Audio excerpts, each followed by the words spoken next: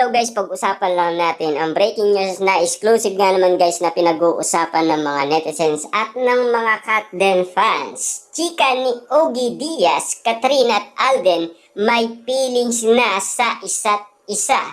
Ang sweet naman nila. Yan kasi guys ang pinagkakaguluhan ngayon ng mga Dilulo fans. Lalong-lalo guys pinag-uusapan at pinagpipestaan. After nga naman kasi guys, nang walang ganap at eto, nagsisilabasan na ang tunay na nararamdaman ni Catherine Bernardo at Alden Richard sa lahat ng social media platform.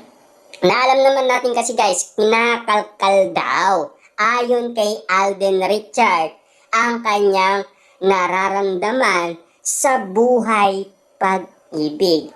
Anong magagawa ni Alden?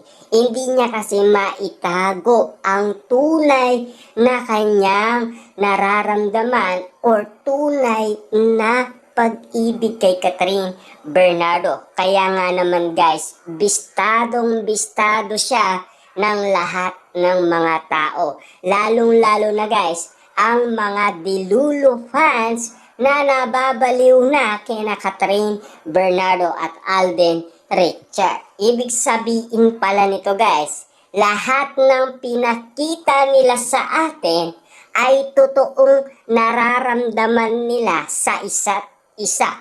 Ibig sabihin, totoong-totoo ang sinasabi ni Marvin at Mark, ang love at chemistry, hindi talaga fake news.